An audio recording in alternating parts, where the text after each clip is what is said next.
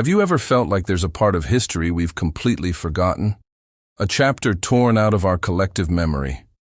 What if I told you that just beneath the waves, off the coast of a tiny Japanese island, lies a city that could rewrite everything we thought we knew about our own past? This isn't just a legend. It's a place you can visit, and its story is one of the greatest mysteries of our time. Imagine this.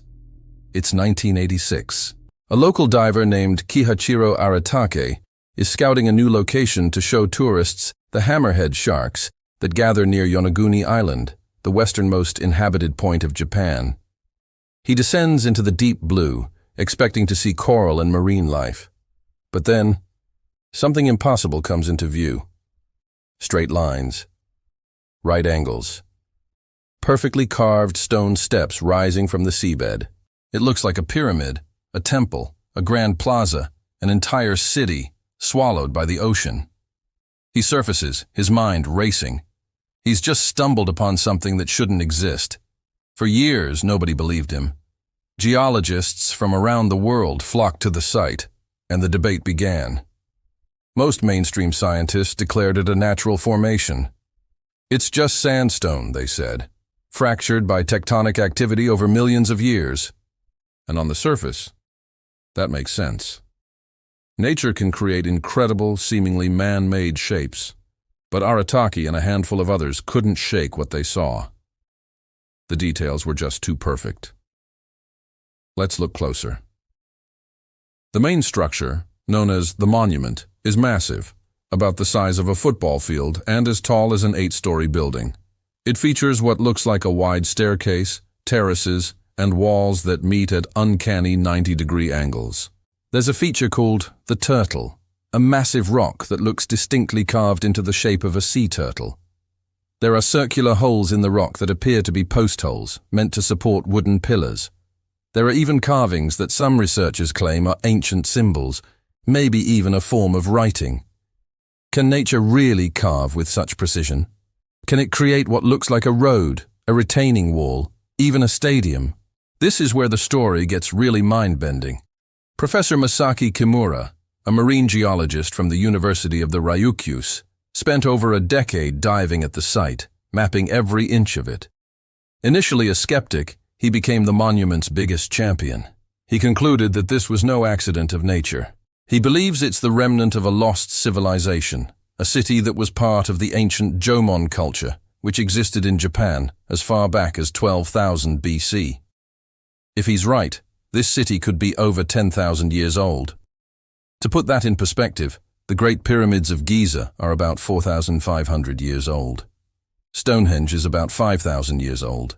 This underwater city would predate them by millennia, making it one of the oldest, if not the oldest, major structure on Earth. So what happened to this city? The most likely theory is a catastrophic earthquake. The region is part of the Pacific Ring of Fire, a hotbed of seismic activity. It's entirely plausible that a massive quake caused the landmass to collapse and sink beneath the waves in an instant, just like the legendary Atlantis. The people who lived there would have been lost to the sea, their stories and their world vanishing in a cataclysm that we can only now begin to imagine. Imagine being part of that world, a thriving community on the edge of the known world, building monuments to their gods or their kings, living in harmony with the ocean. Then, without warning, the ground trembles, the sea rises, and everything is gone. Their entire civilization erased. All that's left is this silent, underwater ghost town waiting for someone to find it. But the mystery doesn't stop with whether it's man-made or natural. If it was built by people, who were they?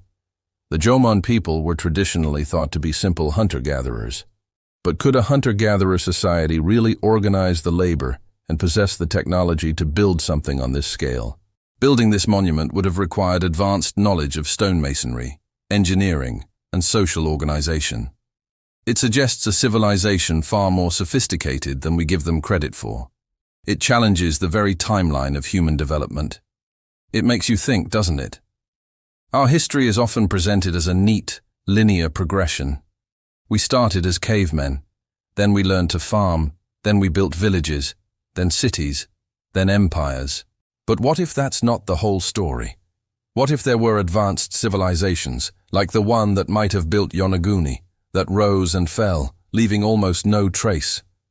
What if our history has more peaks and valleys, more lost golden ages than we ever realized? The Yonaguni monument could be physical proof of one of these lost chapters. Today you can actually dive there. You can swim down those massive stone steps yourself. Divers who have been there describe an overwhelming feeling of awe and reverence. It feels ancient. It feels sacred. Floating through these silent, moss-covered structures is like traveling back in time. You're not just looking at rocks. You're bearing witness to a lost world. The debate over Yonaguni continues. Is it the work of God or the work of man? A geological marvel or a human masterpiece? But maybe that's not the most important question. The real power of Yonaguni is in how it makes us wonder. It pushes us to question the history we've been taught, to look beyond the accepted narrative, and to imagine the impossible. It reminds us that our planet still holds deep secrets, and that there are entire worlds waiting to be rediscovered, right beneath our feet, or in this case, beneath the waves. This story isn't just about ancient stones. It's about our own curiosity and our drive to understand where we come from. It's a testament to the idea that sometimes the greatest discoveries are made by those who dare to see things differently. Like Kihachiro Aratake, who looked at a rock formation and saw a city. His discovery forces us to ask, what else are we missing? What other wonders lie hidden, waiting for someone with an open mind to find them? So, the next time you look out at the ocean, remember Yonaguni. Remember that just beneath the surface, there could be mysteries that will change the world. The story of humanity is still being written, and its most exciting chapters might be the ones we have yet to find. The ocean keeps its secrets well, but it can't keep them forever. Thank you so much for joining me on this incredible journey. If this story sparked your curiosity, please hit that like button and subscribe for more dives into the world's greatest mysteries. Let me know in the comments what you believe. Is Yonaguni a natural wonder or a lost city? I'd love to hear your thoughts. Until next time, keep exploring.